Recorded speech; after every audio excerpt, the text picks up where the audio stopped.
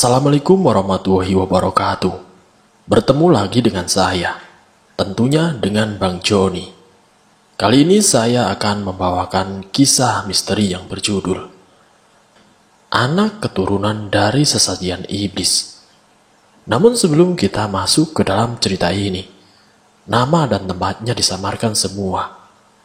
Dan tak usah kita berlama-lama lagi. Langsung saja, mari kita simak ceritanya. Kecelakaan yang terjadi di Jalan Persimpangan Kartika menewaskan sepasang suami istri dan mobilnya hancur akibat tabrak lari.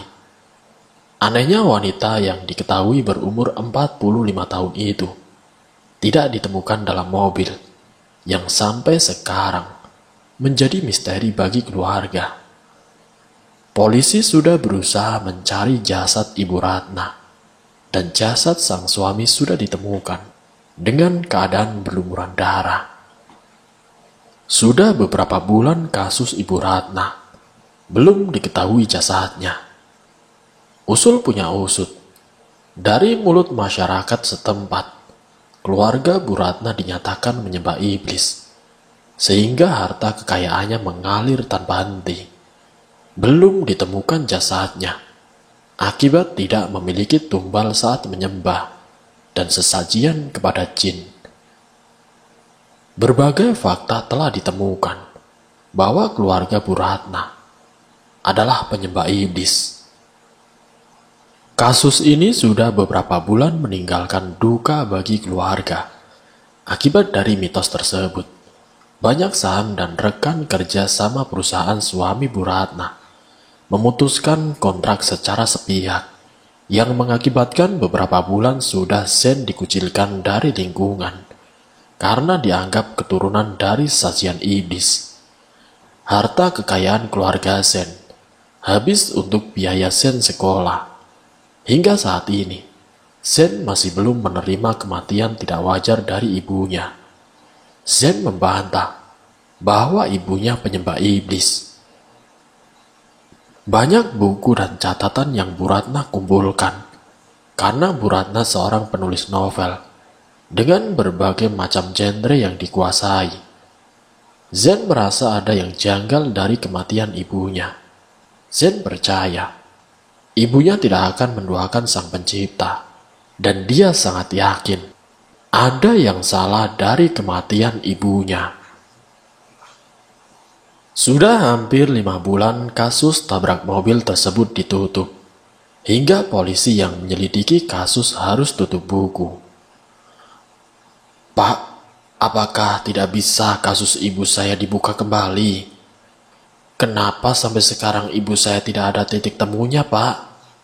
Jasad ibu saya bagaimana? Zen, pemuda umur 20 tahun itu, yang sampai sekarang tidak percaya dengan kematian ibunya, yang tidak dapat ditemukan jasadnya. Kami sudah berusaha total mencari keberadaan ibu Anda, tapi maaf sekali lagi, kami akan tutup kasusnya, karena masih banyak kasus lain yang akan kami selidiki. Baiklah kalau Bapak tidak mau mencari tahu lagi, saya sendiri yang akan cari.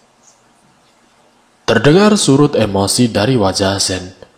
Bagaimana mungkin sudah hampir 5 bulan, jasad ibunya tidak ditemukan. Setiap Zen lagi tidur, dia selalu bermimpi arwah ibunya tidak tenang, yang masih ada di dunia. Ibu, maafkan Zen, Bu. Suara pasrah Zen, karena keringat bercucuran.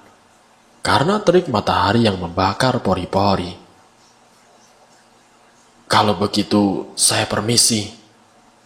Dengan bermodalkan motor Scoopy, Zen kembali ke rumah yang hanya terdapat dirinya sendiri. Sejak bisnis orang tua Zen telah bangkrut, semua asisten pembantu rumah Zen dipecat karena ia hanya cukup membiayai kuliahnya. Dan ia pun bekerja sebagai karyawan staf di salah satu perusahaan. Bersyukur masih ada orang baik yang mempercayai dirinya. Masih dengan teka-teki yang sama, Zen berusaha untuk ikhlas. Tapi di setiap bunga tidurnya, suara meminta tolong Bu Ratna tidak pernah pergi, membuat hati Zen selalu dalam kegelisahan. Sebenarnya ibu di mana, Bu? Kenapa orang-orang menganggap ibu sebagai penyembah iblis? Berbagai cacian dan juga hinaan selalu Zen dapatkan di lingkungan kuliahnya.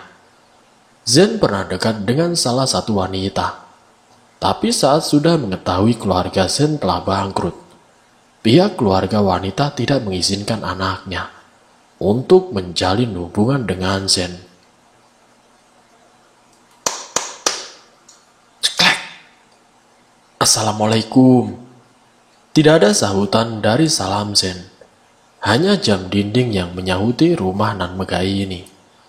Sekarang semua perabotan mahal dijual. Dan kini hanya ada alat makan, sofa kecil, baju dan juga komputer. Zen menaruh kunci motornya di atas meja, menuju ruang makan, yang hanya ada telur dadar dan juga nasi putih. Suara handphone membuat Zen berhenti mengambil secentong nasi putih, lalu menekan tombol hijau di layar pipi, yang menampakkan nama sang penelpon, yaitu si Yeno. "Woi, lo di mana sih?" Suara teriakan dari ujung seberang telepon membuat Zen menjauhkan telinganya. "Kenapa lo ninggalin gue, Zen? Di sini mana tidak ada yang jemput lagi." "Ya sudah, gue OTW, jemput lo. Lo jangan kemana-mana dulu." Yeno sahabat Zen yang sejak memasuki bangku kuliah, yang satu-satunya percaya dengan Zen. Jika orang tua yang berbuat, mengapa anak yang disalahkan? "Bu, maafkan Zen, Bu," ucap Zen saat melihat bingkai foto di mana dirinya serta orang tuanya, yang tersenyum saat Zen masih berumur 5 tahun, mengadakan pesta yang meriah untuk Zen. "Tolong!" Selalu saja suara abstrak itu terdengar. Tapi siapa? Zen hanya bisa mendengarkan suara itu, tapi tidak dapat melihatnya. Di tengah terik matahari, Zen membawa beberapa lembaran kertas. Sesudah menjemput Yeno dari kampus, Zen melajukan motornya berangkat menuju ke rumah Dinda, menyelesaikan beberapa tugas dari mata kuliah yang diberikan. Rumah dengan cat berwarna coklat, ukuran yang tidak terlalu besar, sederhana, menampakkan gadis berponi dengan kacamata bulat, memegang sapu induk membersihkan halaman rumah. "Loh, Zen, kamu kok datangnya sekarang? Bukannya besok kita kerjain bareng?" tanya si Dinda. Dinda lalu kemudian meletakkan sapu dan mengajak Zen untuk duduk. "Iya nih, soalnya sekalian mampir. Tadi gue habis jemput Yeno. Bagaimana kalau tugasnya kita selesaikan sekarang saja? Besok kan tinggal ngeprint dan kita tidak bolak-balik lagi," tawar Zen kepada Dinda. Nampak Dinda berpikir, lalu mengangguki jawaban Zen. "Tapi aku belum ganti baju, Zen. Kamu mau tunggu?" "Ya, baiklah. Tapi jangan kelamaan ya. Entar tugasnya tidak jadi selesai, Din." Ya, bentar ya." Zen lalu duduk di kursi rotan dengan meja plastik. Matanya melihat sekeliling dengan wajah yang lelah. Tidak butuh waktu yang lama. Dinda bersiap diri. Ia hanya memakai baju kaos lengan panjang dan juga rok panjang. Kacamata dengan garisan hitam di pinggir. "Sudah. Din, jangan lupa tuh kunci rumah kamu. Ntar ada maling lagi." Zen lalu menyalakan mesin motornya, menunggu Dinda yang menggembok pintu rumahnya. Dinda hanya hidup sendirian di rumah. Ibu dan ayahnya sudah lama bercerai, membuatnya tidak ingin memilih untuk ikut salah satu dari mereka. Mana ada yang maling, Zen? Tidak lihat apa? Di rumahku kan tidak ada harta benda berharga. Kekeh Dinda menaruh kunci pintunya di bawah pot bunga. Ya sudah, ayo naik. Cepat, Din. Iya. Wawel. Zen, aku haus, ucap Dinda mengetuk jari tangannya. Perjalanan menuju ke rumah Zen membutuhkan kurang lebih sejam untuk sampai. Tidak kalah terik sinar matahari membuat kerongkongan Dinda ingin meneguk segelas air dingin. Dia lalu menuju ke dapur. Di ruangan itu terdapat kulkas dengan ukuran kecil. Mengambil gelas kaca, lalu menuangkannya. Saat melewati beberapa kamar yang dikunci, suara aneh mulai terdengar, membuat Dinda penasaran. "Siapa?" tanya Dinda, namun tidak ada sahutan, dan seketika suara aneh itu menghilang. Dinda mengira Zen yang melakukannya. Ini pasti Zen. Zen, jangan nakut-nakuti dong, pekik si Dinda. Tidak ada sahutan dari Zen, dan jarak dapur ke ruang tamu pun cukup jauh, karena rumah Zen cukup luas. Suara wanita dan anak kecil kembali terdengar, dibarengi dengan bau melati yang menyengat penciuman si Dinda, membuat rasa takut pun telah muncul. Namun karena penasaran, akhirnya Dinda mengikuti asal suara itu. Siapa? Lagi-lagi tidak ada balasan, dan seketika suara itu kembali menghilang. Namun saat Dinda mencoba untuk pergi, suara itu terdengar lagi, seperti ada seseorang yang mempermainkannya. Tidak, ini rumah Zen. Aku tidak akan naik ke lantai atas. Zen sudah pernah memperingati si Dinda agar tidak melewati batasan saat berkunjung ke rumahnya. Walaupun Dinda sudah Zen anggap sebagai sahabatnya sendiri, tetap saja Zen tidak ingin berbagi privasi dengan Dinda. Namun tiba-tiba, bayangan hitam lewat di hadapan Dinda, membuatnya semakin takut. Tidak, ini tidak benar. Zen, pekik si Dinda. Namun ada yang membuatnya semakin kalang kabut. Kemana si Zen? Zen! Dinda berlari sekencang mungkin, meninggalkan tangga yang hampir saja membawanya ke lantai 2. Secepat mungkin Dinda berlari. Anehnya mengapa rumah Zen seakan begitu sangat luas, sampai-sampai Dinda tidak bisa menemukan ruang tamu, di mana Zen sedang duduk di sana. Sebenarnya rumah Zen ini kenapa sih? Ujarnya dengan nafas memburu.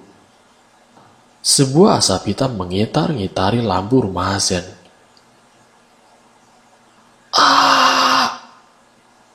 Tubuhnya seakan kaku, seperti ada seseorang yang mendorong bokong Dinda.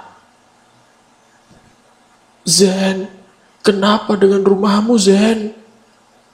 Asap hitam tiba-tiba saja menghilang, digantikan dengan sosok bayangan rambut panjang. Siapa kamu? Wanita itu terus saja berjalan menaiki anak tangga, tapi tidak membalikkan badannya untuk menatap si Dinda. Hei, tunggu! Dengan lutut yang memar, Dinda bangkit mengikuti wanita itu. Tidak lagi Dinda menghiraukan larangan dari Zen. Wanita berambut panjang itu menarik perhatian Dinda. Satu persatu anak tangga Dinda naiki. Hei, tunggu! Semakin Dinda mengikuti langkah wanita itu, semakin wanita berambut panjang itu berjalan dengan langkah cepat. Kini wanita itu berhenti tepat di depan gudang, membuat Dinda ikut berhenti. "Siapa kamu?" Tidak ada balasan dari wanita berambut hitam panjang tersebut. Justru wanita itu terus menatap pintu gudang yang hanya ditutupi papan kecil, sebagai gembok yang sedikit terbuka, seakan memerintahkan Dinda untuk masuk. Namun tiba-tiba saja, suara tawa anak kecil terdengar. "Kakak, main yuk. Kakak, ayo main." "Siapa kamu? Pergi." Anak kecil yang hanya memakai celana pendek, dengan wajah yang pucat tidak memiliki rambut tersebut, pergi dengan sekejap mata. "Tolong, tolong." Suara meminta tolong itu membuat bulu kuduk Dinda merinding. Suara itu terdengar dari dinding langit gudang. Saat Dinda menatap ke atas, segumpal darah berwarna merah pekat. Tetesannya terjatuh tepat di lengan Dinda. "Ibu!" pekik Dinda dengan rasa jijiknya saat melihat darah di lengannya. Wanita yang tadinya berada di depan pintu gudang tiba-tiba saja merayap di dinding, persis seperti cicak, dengan mulutnya yang mengeluarkan darah dan wajah yang hancur yang dimakan belatung, serta tangannya lepuh dengan nanah. Bau mayat yang menyengat mengocok perut Dinda untuk segera menumpahkan isi perutnya.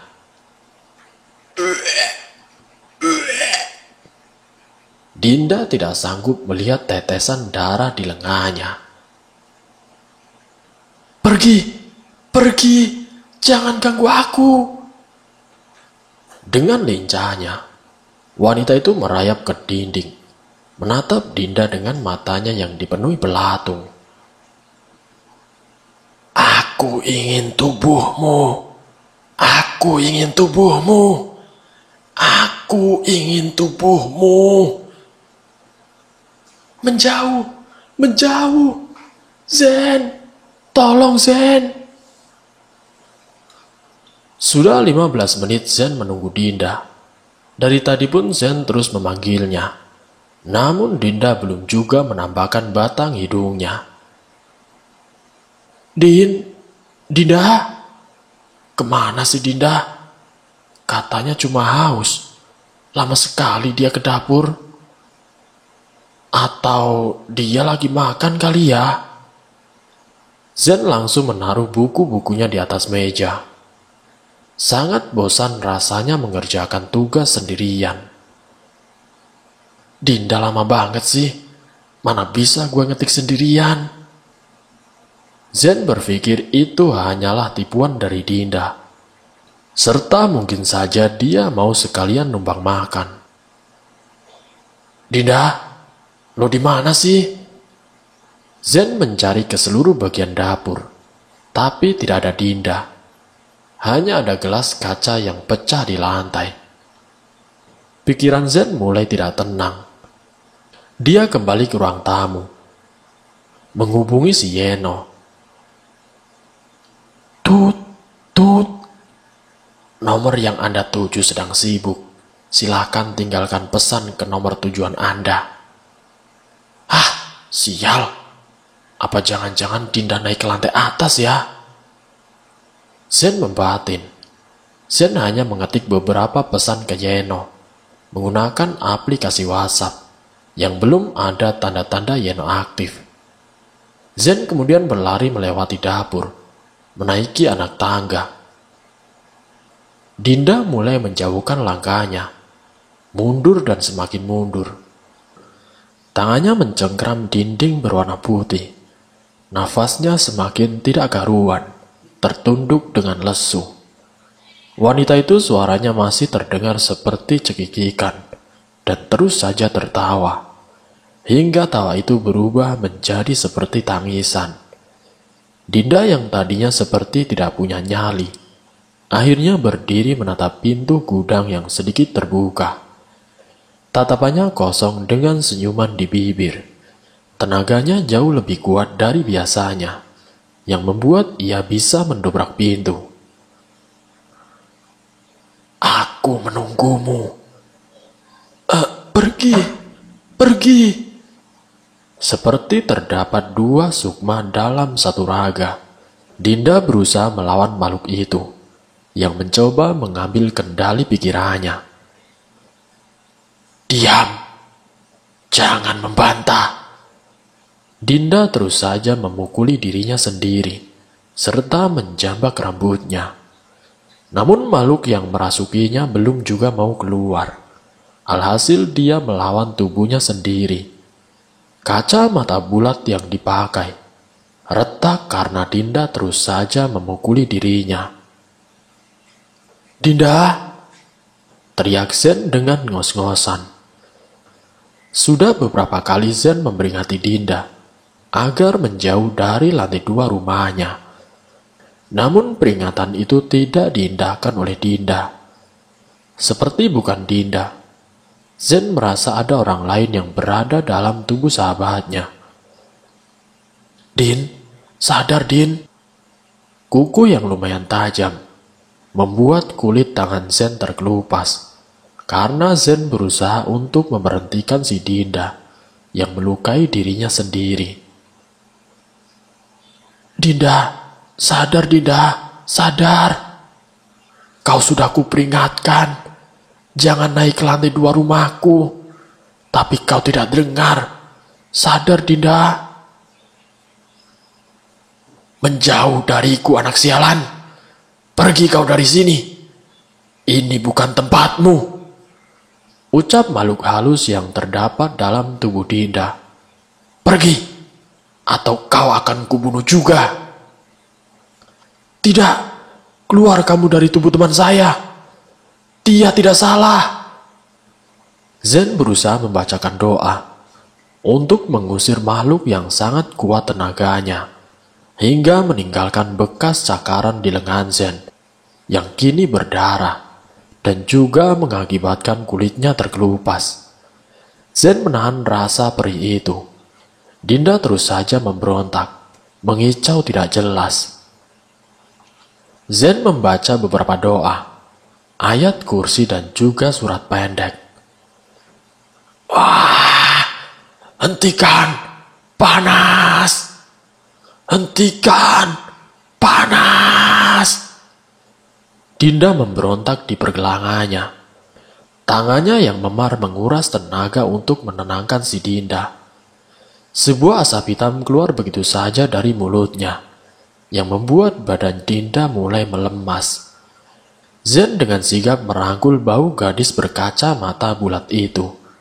Kemudian menidurkan Dinda dengan posisi duduk bersandar di sofa. Zen tidak menyangka Dinda akan kesurupan. Memang secara fisik, Dinda sangat lemah, bahkan sering dibuli. Namun walaupun begitu, Dinda termasuk anak yang rajin dan pintar. Zen tahu bagaimana rasanya dikucilkan dari lingkungan, dan sejak kejadian itu, Zen mulai berteman dengan Dinda. Seperti ada sesuatu yang mengganggu, Zen membuka lemari tua yang sudah mulai lapuk dimakan rayap. Berbagai kertas kusam sudah berwarna kuning, banyak buku dan juga koran-koran. Gudang itu sudah dipenuhi sarang laba-laba. Dan ada banyak buku hasil karya ibunya Zen yang diletakkan di atas lemari. Zen bukannya menghapus jejak karir ibunya sebagai seorang penulis. Hanya saja banyak kenangan di dalamnya. Banyak fakta dan opini yang ibunya kumpulkan. Dan semua karyanya laris di pasaran. Namun itu menjadi bencana bagi Ibu Ratna. Tingginya tingkat pasaran, hingga ia disebut sebagai penyembah iblis. "Bu, maafkan Zen, Bu." Zen kemudian menaruh kembali buku tebal yang halamannya hingga ratusan, mengalahkan tebalnya buku catatan sejarah. Akibat Dinda memberontak, sebagian buku itu terjatuh di lantai. Zen, terdengar teriakan dari arah bawah lantai rumah Zen. Zen, lo di mana Zen? Tidak ada sahutan dari Zen. Yeno pun bergegas menaiki anak tangga. Zen, lo di sini. Tampak Yeno dengan keringat bercucuran, berlari menaiki anak tangga, menemukan pintu gudang yang sudah terbuka. Loh, si Dinda ngapain tidur di sini, Zen? Zen terkaget, mendapati Yeno sudah berada di depan pintu. Yeno, kenapa lo datang terlambat sih? Dinda tadi kesurupan, ucap Zen dengan lirih. Zen merasa bersalah. Ini semua salahnya. Andai saja dia tidak mengajak Dinda ke rumahnya untuk mengerjakan tugas, mungkin semuanya tidak akan terjadi. Yeno mendekat, lalu duduk di samping Dinda, mengecek suhu tubuhnya. Hah? Dia kesurupan? Tanya Yeno tidak percaya. Kenapa dia kesurupan coba? Di rumah Zen lagi? Entahlah Yen, tadinya dia haus. Gue suruh dia mengambil minum di dapur. Dia lama di dapur. Ternyata dia sudah ada di gudang, tempat nyokap gue kerja dulu. Gudang yang dimaksud oleh Zen ternyata tempat Bu Ratna bekerja dulu. Ini bukan salah lo Zen. Semua sudah terjadi. Sebaiknya kita omongin di bawah. Di sini banyak debu, tidak baik buat kesehatan. Ada benarnya juga kata-kata Yeno. Yeno pun menggendong tubuh Dinda, lalu disusul Zen di belakang. Zen, lo ambil kacamata Dinda tuh, biar gue yang gendong. Saat Zen mengambil kacamata yang gagangnya sudah patah, terdapat sebuah pucuk surat kecil yang tidak sengaja Zen lihat di bawah lantai. Apaan ini? Itu surat Zen. Kenapa lo taruh di situ? Potong si Yeno. Iya juga, tapi perasaan tidak pernah deh. Sudah seperti lama juga sih surat ini. Ya sudah, buka saja Zen. Siapa tahu itu surat berharga. Kemudian Zen merobek dengan hati-hati isi surat yang warnanya sudah memudar. Mungkin saja surat itu jatuh dari lembaran buku saat Zen membukanya. Foto, ucap Zen. Hal pertama yang dilihat oleh Zen adalah foto dengan ukuran 3x4 dengan background hitam putih. Yen, kok ini ada foto ibu gue? Tanya Zen pada Yeno. Kemudian Zen membolak-balikan foto itu. Namun saat membalikannya, terdapat kata seperti petunjuk alamat. Yen, ini seperti semacam alamat. Apa ibu gue pernah ngunjungin ya? Ini alamatnya. Gue baru tahu kalau ada desa ini. Siapa tahu di alamat itu ada petunjuk kematian ibu lo yang bisa lo dapat. Jawab Yeno menjelaskan. Ya, ada benarnya juga Yen. Tapi di mana desa? Kok sepertinya asing? Petunjuk pertama sudah ada. Tapi di mana dia bisa menemukan desa yang terdapat pada foto background hitam putih itu? Namanya sangat aneh. Zen mencoba menelusuri halaman web di handphone canggihnya. Dan hal pertama yang ia lihat hanya ada hutan lebat. Haruskah dirinya masuk ke dalam hutan hanya untuk mencari fakta mengenai ibunya? Bukankah tempat itu dulu di mana ibunya menceritakan satu proyek yang mengharuskan Bu Ratna mengambil setiap resiko? Yen, nih gue nemu infonya Yen. Tepat di desa Kutukan. Hah? Kutukan? Tanya Yeno tidak habis pikir. Nama desa yang aneh. Iya Yen, Kutukan. Apa gue harus pergi? Zen merasa bimbang. Haruskah ia pergi ke desa yang dimaksud dalam foto tersebut? Gue rasa lo harus berangkat, Zen. Demi ketenangan ibu lo. Iya, Yen. Lo benar. Gue besok bakalan pergi. Entahlah kapan gue balik. Gue titip Dinda ya. Zen menatap Dinda yang pingsan di sofa. Tak enak rasanya meninggalkan si Dinda. Padahal tugas belum juga selesai. Tapi rasa penasarannya. Dan itu juga sekaligus mengenai ibunya. Apapun Zen akan lakukan. Enggak Zen. Lo itu teman gue. Bukan lo yang pergi. Tapi kita. Tapi ucapannya terpotong. Sudahlah Zen. Lo sahabat gue. Dan gue bakalan dukung apapun itu. Ucap si Yeno. Thanks bro. Lo memang sahabat gue. Makasih sebelumnya sudah mau repot-repot nemenin gue. Ucap Zen seraya merangkul pundak Yeno. Ya sudah, besok kita OTW. Oh ya Yen, kasihan nih Dinda. Lo yang gendong dia ya.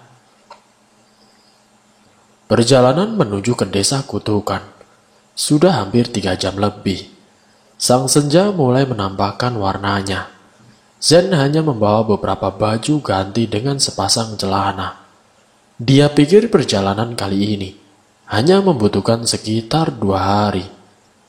Motor menjadi salah satu pilihannya untuk menuju ke desa dengan usulan Yeno agar lebih cepat sampai. Berbekal foto yang menjadi misteri dengan alamatnya. Akhirnya kita sampai juga, ucap Yeno. Keduanya sudah sampai di desa yang ingin mereka tuju.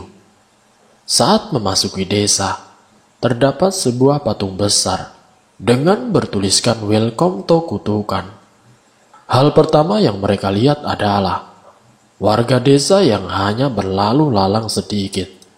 Tidak seperti desa lainnya yang ramai. Pohon besar yang menjulang tinggi. Terdapat beberapa pemuda sedang duduk santai di warung kecil. Dengan tulisan tangan yang ditancap ke tanah. Papan bercat putih bertuliskan Mbok Joyon. Zen berpikir, dengan menitipkan motornya di warung akan aman. Permisi Mbok. Punten, mau tanya alamat di foto ini sekitar di mana ya Mbok? Tanya Zen mendekati wanita tua dengan konde dan jarit yang terlilit di perutnya. Zen, sepertinya orang itu tuli. Dia tidak mendengar lo ngomong. Bisik Yeno yang berdiri di belakang Zen. Saat Zen bertanya mengenai alamat di foto tersebut, wanita itu hanya diam, menatap sekilas, dan langsung masuk kembali ke dalam warung, mengambil nampan yang berisi kopi hitam dengan ubi goreng. Karena tidak menemukan jawaban, Zen menatap pemuda desa yang merokok dengan asap yang sudah mengepal di langit. Sekitaran ada 3 pemuda yang duduk menikmati secangkir kopi dan ubi. Punten Kang, kami mau bertanya mengenai... Belum juga Zen menyelesaikan kalimatnya. Pemuda yang tadinya asik bercengkrama, tiba-tiba saja menunjukkan sikapnya yang aneh. Mereka langsung saja berdiri dan meninggalkan kopinya yang masih tersisa, sembari membawa cangkul. Gila, ditanya malah kabur. Gimana caranya gue dapat informasi? Keluh Zen menatap ketiga pemuda yang sudah menjauh. Tenang Zen, kita tanya warga yang lain saja. Ayo, semakin sore ini. Ya sudah, ayo, capek juga nih. Zen sudah mengeluh karena belum juga mendapatkan informasi. Mereka pun melihat seorang pria parubaya lewat begitu saja di depan pandangannya. Zen pun kemudian bergegas menghampiri pria tua tersebut. "Pak!" Zen setengah berlari kecil, mengikuti pria berbaju kaos agak kebesaran. Sepertinya pria itu baru saja pulang dari kebun, karena membawa cangkul dan juga umbi-umbian. Pria itu berhenti berjalan, lalu membalikkan badannya menatap Zen dan juga Yeno dengan datar. "Mohon maaf mengganggu waktunya sebentar, Pak. Saya ingin menanyakan mengenai alamat di foto ini. Kira-kira di mana ya, Pak?" tanya Zen memberikan foto ibunya. Pria itu hanya menjentikan jari telunjuknya ke arah barat. Tidak ada suara. Zen yang melihat arah jari telunjuk pria itu dibuat kebingungan. Hanya pohon besar yang ia tunjuk. Tapi Pak, itu pohon. Kira-kira Bapak tahu?" Tidak. Sekali lagi pria itu hanya mengangguk. Saat Zen ingin bertanya lagi, pria itu hanya mengangguk, lalu berjalan meninggalkan Zen yang terus berteriak memanggilnya, namun tidak didengar. "Yen, gue bingung. Kenapa orang-orang di sini sangat aneh?" "Ya sudah, kita ikuti arah yang diberikan saja," jawab si Yeno. Mereka pun akhirnya berjalan mengikuti arahan yang diberikan. Hari semakin larut. Zen dan Yeno mendekati pohon yang tadi ditunjukkan oleh pria tua. Pohon yang menjulang tinggi dan besar. Zen tidak tahu apa yang ia harus lakukan saat berada di depan pohon itu. Apakah ia ibunya Ratna berfoto ria di sini? Tapi ini hanya sebuah pohon besar dengan semut yang berjejer. "Gila, jangan-jangan tadi kita ditipu, Yen." Yeno menaruh tas yang lumayan gede ke tanah karena lehernya sangat sakit. Badannya encok seharian berdiri. Namun saat dirinya duduk, sosok bayangan hitam yang mengepal di langit mendekati mereka. Asap hitam itu terus saja berputar di langit, layaknya seperti daun yang gugur dari pohonnya. Hingga lama-kelamaan, asap hitam itu membentuk seperti tubuh manusia. "Yen, berdiri Yen. Ada bayangan Yen." Zen mundur seketika, memegang dan meraih paksa tas ranselnya. Yeno yang tadinya duduk diam di tanah meneguk air mineral, seketika ikutan berdiri. Suasana sekitar hutan seperti sangat mencekam, ingin membunuh mereka berdua. "Yen, awas Yen!" Zen segera berlari meraih tangan Yeno, karena kepalan asap hitam itu ingin menarik kaki Yeno. "Zen, tolong gue Zen!" teriak Yeno. Kakinya seperti terseret di tanah. Zen berusaha menarik tangan Yeno agar asap hitam itu tidak membawa sahabatnya. "Yen, bertahan Yen, bertahan!" Tidak cukup kuat tenaga Zen menarik tangan Yeno. Rupanya asap itu memiliki tenaga 2 kali lipat dari Zen. Yena terus saja menjerit meminta bantuan Zen. Namun tiba-tiba, hantaman keras menusuk kaki Zen. Dari belakang sebuah asap hitam yang lainnya, tiba-tiba saja muncul menyeret dirinya untuk mundur ke belakang. Ranting yang ujungnya tajam melukai kaki Zen sampai tetesan darah segar keluar dari kaki. Asap hitam berhasil membawa tubuh Yeno terbang ke langit-langit, sementara Zen terus saja menjerit merasakan sobekan di kulit kakinya. Bersamaan dengan asap hitam yang lainnya membawa Zen juga ke langit-langit. Tubuhnya seperti melayang-layang hingga tidak sadarkan diri. Kini suara burung hantu dan anjing menghiasi ruangan yang penuh dengan kotoran burung. Zen yang sudah pingsan beberapa jam tertidur di atas batu besar dinding goa yang dipenuhi dengan akar-akar pohon. Malam semilir, angin serta tetesan air yang jatuh dari dinding langit goa membuat suasana semakin mencekam. Banyak kerikil bebatuan, seperti baru saja dipahat dari bongkahan batu besar. Di mana aku? Zen berucap sekali, memegang kepalanya yang sakit. Rasa perih di kakinya masih dia tahan. Zen berjalan terpincang-pincang, melihat sekeliling tidak ada orang. Bajunya penuh dengan lumpur, akibat tubuhnya terseret dan dibawa oleh asap hitam. Yeno! Teriak Zen menatap sekeliling goa. Sungguh aneh rasanya. Tadinya dia berdiri di depan pohon, namun sekarang berada di goa, beserta kotoran hewan kelelawar. Zen menatap sekeliling mencari sebuah jalan untuk keluar dari goa yang lumayan besar. Seperti sebuah titik harapan, ia pun melihat cahaya.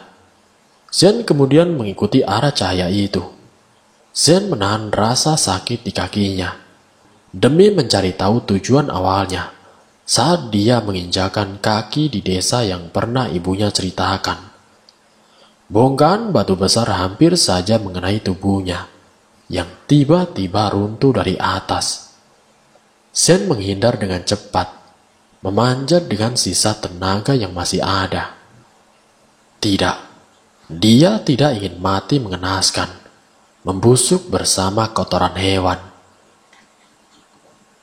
Saat pertama kali dirinya keluar dari goa, hal pertama yang dia lihat adalah banyaknya obor di sekitar goa. Tapi, tidak ada satupun seseorang. Apakah warga desa sudah pergi? Sebuah jubah besar berwarna hitam menggelantung di dinding goa. Baju tersebut memiliki lambang tengkorak berwarna merah di tengah.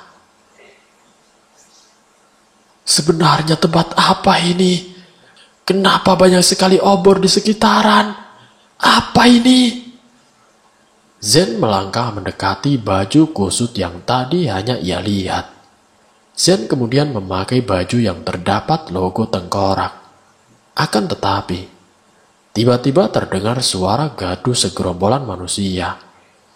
Zen pun kemudian bersembunyi di balik bebatuan besar dan mendengar percakapan para manusia berjubah. Hahaha, bodoh sekali dia rupanya. Tawa salah satu manusia berjubah, memegang seperti tongkat melang yang tertutup jubah besar, memegang seperti tongkat melengkung berbentuk pisau. Apa maksud dari perkataan mereka? Zen memerhatikan sekelilingnya. Tidak ada satupun yang berani tertawa keras, selain pria bertongkat di depannya itu. Sepertinya dia adalah pemimpin dari mereka semua. Zen semakin menundukkan tubuhnya saat gerombolan manusia tersebut masuk ke dalam goa yang terdapat 2 pintu. Sekitar 30 pria berjubah hitam kemudian masuk ke dalam goa, dan sebagian ada yang membawa bahan perlengkapan, wangian dan juga makanan. Walaupun langkah mereka semakin jauh, penglihatan Zen sangatlah tajam, yang membuat ia mengikutinya dengan langkah hati-hati. Sebuah patung besar terdapat dalam goa, dan juga berbagai macam sesaji sebagai alat penyembahan disiapkan. Tidak lupa para tamu yang berada di dalamnya mengelilingi lingkaran obor api. Wahai tuanku, terimalah persembahan kami. Dengan kusuk salah satu pria berjubah hitam itu berlutut di depan patung, memberikan hormat layaknya sang penyembah. Beberapa daging bakar dan kembang bunga tersaji. Semua anggota yang memakai baju yang sama mengikuti perintah sang kepala. Salam hormat, salam hormat. Duduklah kalian semua. Hanya ada satu pria yang baru saja datang memberikan instruksi, dan seketika semuanya terduduk. Lantas hanya dialah satu-satunya yang memakai jubah berwarna merah, dengan lambang api di pinggiran garis tangannya. Dengarkan kalian semua. Hari ini aku akan memberikan sebuah penghargaan kepada para pengikut setiaku. Jadi, Ieno itu pengkhianat, ucap Zen berbisik saat melihat siapakah tuan yang disembah para aliran sesat tersebut. Ya, benar, Ieno sahabatnya, yang selama ini dia anggap seperti saudara. Bahkan segala rahasianya pun dia diketahui. Zen tidak menyangka bahwa yang dikatakan Dinda tentang siapa Ieno ternyata benar adanya. Dinda merasa ada yang aneh, walaupun sepenuhnya ia tidak bisa membuka bola matanya akibat rasa sakit dan pening di kepalanya. Ia merasa ada yang aneh dari tubuh Ieno. Zen, jangan dekat dengan Ieno.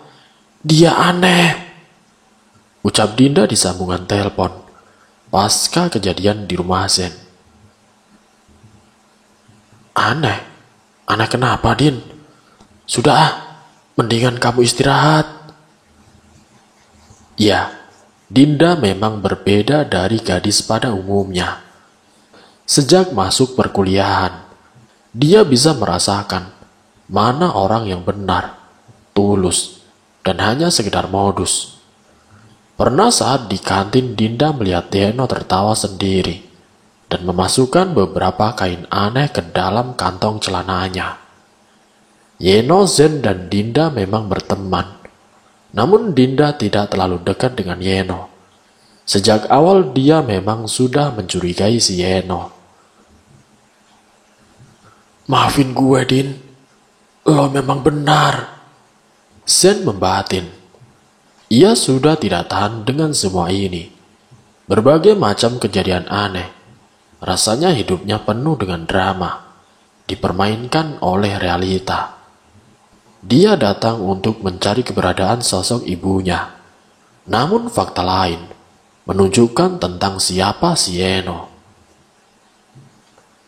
Dengarkan aku, wahai pengikut setiaku. Hari ini aku membawa satu tumbal untuk raja kita. Dia akan menjadi santapan besar untuk raja kita. Hahaha. Tawa Ieno menggelegar. Satu tongkat besar dia tancapkan ke tanah. Saat itu pula, mereka menunduk di depan patung yang menyerupai manusia dengan telinga yang panjang. Lebih tepatnya, wajahnya yang menyerupai hewan dengan lidah yang keluar. Namun kaki dan tangannya tetap seperti manusia. Semuanya menunduk. Begitupun dengan Ieno.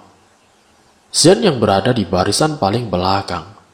Ia berpikir keras agar bisa mengelabui Ieno dan juga yang lainnya. Tunduklah. Hormatlah kepada raja kita, sang penguasa langit. Saat semuanya bersujud di hadapan patung itu, Zen keluar dari goa dengan cara berjinjit. Tidak lupa ia melepaskan sepatunya agar tidak menimbulkan suara. Namun tidak sengaja, ia menginjak ranting kayu yang membuat anggota yang berada di samping Zen kemudian berteriak, "Tumbal! Tumbal!" Ieno sang pemimpin berdiri saat melihat sosok Zen yang sudah berlari kocar-kacir.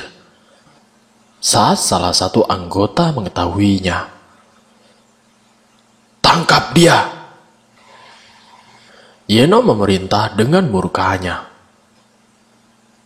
Berani-beraninya dia melarikan diri. Dasar anak sialan. Zen berhasil kabur keluar dari goa. Namun langkah kakinya semakin tidak kuat berlari, seakan kehilangan arah. Semua pohon yang dia lihat nampak sama. Begitupun tempatnya. Tetesan keringat membasahi wajah Zen. Hanya dia sendiri di tengah hutan yang gelap, sehingga mengurangi penglihatannya. Tidak butuh waktu lama. Sang anggota dari jubah hitam tersebut berlarian layaknya seperti zombie, mengepung mangsanya. Tangkap dia! Zen berlari semakin kencang. Walaupun rasa perih di kakinya semakin menjadi, tapi ia hiraukan. Ia harus menyelamatkan dirinya. Hanya itu pikirannya. Ayo, tangkap dia! Semuanya yang tadi berbentuk manusia, kini mengubah dirinya menjadi asap hitam. Saat berlari, sesekali Zen menoleh.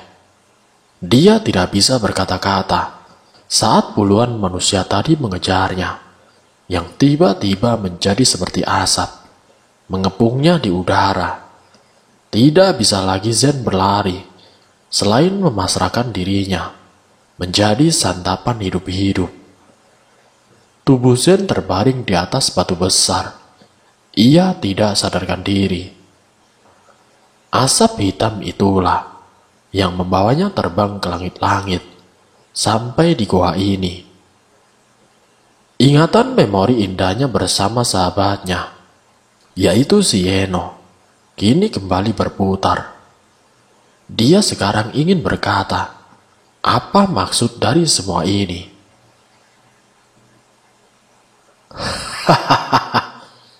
Dasar Zen, keluarga sialan. Yeno berdiri dan menginjak dada milik Zen.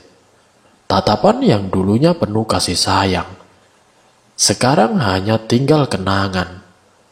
Aura kebencian jelas dapat terlihat di retina bola matanya yang hitam. Seorang pria berjubah hitam kini mendekati Yeno dengan tertawa jahat di hadapan tubuh Zen. Dia tidak mampu berkata, hanya bisa menutup matanya. Tulang tubuhnya terasa remuk, seperti habis dihantam puluhan kilo karung beras. Tangannya rasanya ingin meninju wajah Yeno. Tuan, apa yang harus kita lakukan sekarang? Sekarang kita sudah menemukan tumbal untuk upacara persembahan malam besok. Yeno berbalik menatap anggotanya. Diam kalian! Ini urusanku. Keluar semuanya. Yeno sangatlah berubah. Yeno yang Zen kenal sekarang menjadi monster. Masih dengan posisi yang sama. Yeno kembali berucap dengan kasar dan menginjak tidak hanya dada bidang Zen, melainkan betisnya juga. Karena lo, keluarga gue menjadi hancur. Karena orang tua lo, keluarga gue hancur. Zen memang menutup matanya, namun telinga Zen masih mendengarnya. Apa maksud lo, Yen? Ucap Zen dalam hati. Dia berusaha mengeluarkan sepatah kata dari mulutnya. Bibirnya penuh dengan luka, akibat dari goresan dan sayatan yang didapat. Gue benci lo, Zen. Dan lo juga bikin hidup gue menderita. Tapi tidak sekarang, Zen. Karena lo akan menjadi tumbal yang selanjutnya.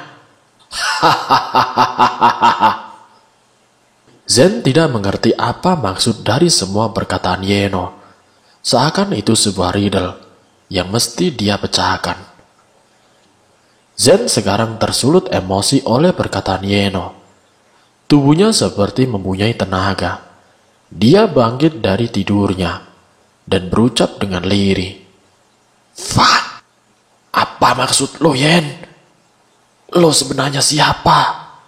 Dan apa hubungannya dengan keluarga gue? Lo ternyata masih bisa ngomong. Tidak usah sok nggak tahu lo. Gara-gara nyokap lo, nyokap gue meninggal. Maksudmu apa, Yen? Tanya Zen yang tidak mengerti sama sekali. Dia melihat Yeno yang berdiri di hadapannya. Yeno sudah seperti orang gila, dengan tertawa menceritakan semuanya. Keluarga Yeno sangatlah bahagia. Saat pertama kalinya setelah bertahun-tahun Yeno berulang tahun, baru genap usianya puluhan tahun. Ayah dan ibunya Yeno merayakan ulang tahunnya. Sampai akhirnya, kejadian yang tidak mengenakan terjadi. Ayahnya Yeno yaitu si Dennis, bercerai dengan ibunya. Yeno kecil sudah cukup mengerti apa itu perceraian.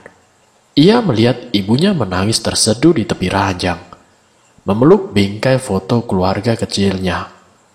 Betapa hancurnya hati Yeno mengetahui orang tuanya bercerai, dan ulang tahun tersebut merupakan hari terakhir di mana keluarganya benar-benar utuh. Ayah Yeno dibutakan oleh harta kekayaan, hingga dia melihat sosok wanita yang tidak lain dan tidak bukan adalah Ratna, yaitu ibunya Zen. Ya, ayah Yeno mencintai Ratna, mantan kekasihnya itu. Yeno menggenggam dengan penuh benci foto Ratna. Ibunya meninggal karena depresi, dan ayah Yeno entah di mana keberadaannya. Yeno hanya tinggal bersama paman dan juga bibinya. Saat dia berada di sebuah kota kecil, ia melihat sosok Ratna bersama suaminya, tetapi bukan ayah Yeno. Saat itu pula, Yeno berencana membunuh Ratna dan seluruh anggota keluarganya. Jadi lo yang... Zen kaget tidak percaya akan kebenarannya di hadapannya. Ya, gue yang bunuh orang tua lo. Dan kecelakaan itu, gue yang sabotase. Gue sengaja dekatin lo, dan semua mengenai keluarga lo. Gue yang sabotase. Ucap si Yeno dengan bangganya. Entah bagaimana lagi caranya, Zen mengungkapkan ekspresinya saat ini. Antara senang karena mengetahui topeng Yeno yang asli, sedih karena sahabat yang selama ini ia anggap saudara, kini telah mengkhianatinya. Tangan Zen bergetar. Jadi, lo yang membuat skenario semua ini.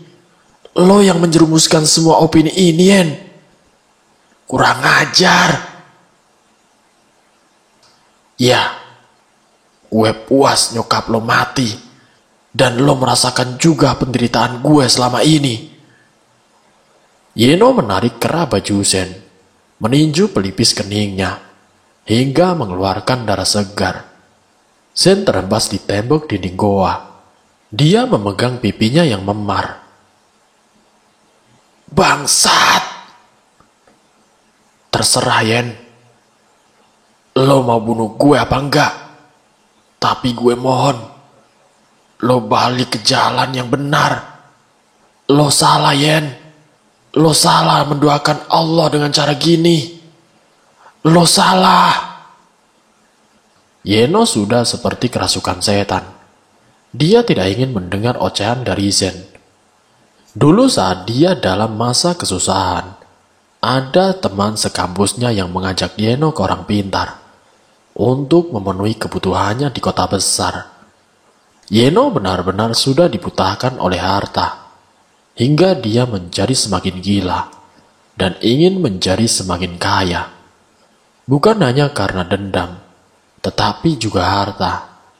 Dia sengaja mengais Zen ke desa tersebut untuk menjadikan Zen tumbal pesugihannya.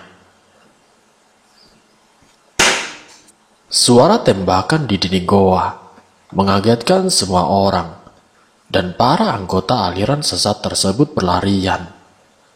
Namun polisi yang datang tidak kalah banyaknya. Mereka mengepung semua anggota tersebut. Yeno yang berada dalam goa berlari, tetapi salah langkahnya karena menginjak bebatuan yang siap akan runtuh kapanpun. Tubuhnya terjepit di antara bebatuan besar. Zen, Zen, tolongin gue Zen, teriak Yeno meminta tolong. Zen, teriak seorang gadis dari belakang. Dinda. Zen ingin sekali menolong Yeno, tetapi dia ditarik paksa oleh Dinda untuk mundur. Semua patung yang ada di dalam goa yang terbuat dari bahatan kini telah runtuh, dan semua obor api Dinda matikan. Pof si Dinda. Aku sudah mencoba menghubungi Zen beberapa kali. Bahkan sudah 2 hari dia tidak masuk kuliah. Pikiranku sudah kemana-mana. Memang dari dulu aku sudah tidak menyukai Yeno. Dan ada fakta lain yang semakin menguatkan kecurigaanku. Saat aku mendengar Yeno menelpon salah satu orang yang hanya samar-samar terdengar. Aku bersembunyi di balik dinding. Kudengar dia membahas tentang tumbal. Dan perasaanku semakin tidak enak saat Yeno dan Zen menghilang dalam waktu bersamaan. Semua misteri ini aku akan pecahkan saat kembali ke rumah Zen. Tubuhku sedikit takut. Takut melihat loteng rumah Zen, di mana 3 hari yang lalu aku kesurupan. Aku mengetuk pintu rumah Zen, yang tidak digembok sama sekali. Padahal rumah ini sangat besar, tapi tidak dikunci. Terpaksa aku naik ke atas lantai 2. Aku merasa takut. Itu yang kurasakan. Tapi biar bagaimanapun, Zen adalah sahabatku. Aku tidak ingin dia kenapa-napa. Aku segera mencari informasi di mana keberadaan Zen. Kulihat catatan surat yang terpotong dan catatan diari Zen. Oh tidak, Zen pasti pergi ke desa itu. Misteri tentang kematian ibunya Zen yang dianggap menyembah iblis ternyata hanyalah hoak. Semuanya sudah diatur oleh Yeno. Sebenarnya yang menyembah dan membuat aliran sesat tersebut adalah si Yeno.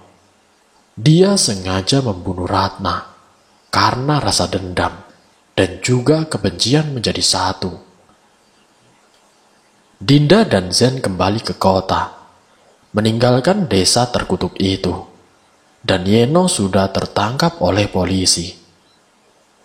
Di dalam mobil Dinda terdiam, menatap tubuh Zen yang penuh dengan luka. Zen, maafkan aku Zen, aku telat datang. Zen menatap Dinda, lalu ia pun berkata, tidak apa-apa Din, terima kasih Din, terima kasih lo sudah menyelamatkan gue. Kalau tidak ada lo, mungkin hidup gue. Shh, jangan ngomong seperti itu Zen. Pamali, sudahlah. Dinda mengunci mulut Zen dengan jari manisnya. Cit! Kenapa Pak? Maaf Mas, tadi ada hewan yang lewat, ucap si sopir. Hati-hati Pak, sahut Dinda. Semuanya kembali seperti semula. Mengenai martabat keluarga Zen dan teka-teki meninggalnya orang tuanya, semuanya sudah terpecahkan. Rumah besar yang dulu kosong, kini dihuni oleh keluarga kecil Zen dan Dinda. Saat lulus kuliah, Zen telah melamar Dinda, dan hingga usia pernikahan mereka memasuki 5 tahun, dan dikaruniai 2 anak kembar. Keluarga Zen kini hidup bahagia dengan 2 buah hati mereka. Tidak ada yang engah bahwa sosok wanita berambut panjang sedang memperhatikan mereka di atas tangga, sembari tersenyum melihat keharmonisan keluarga Zen.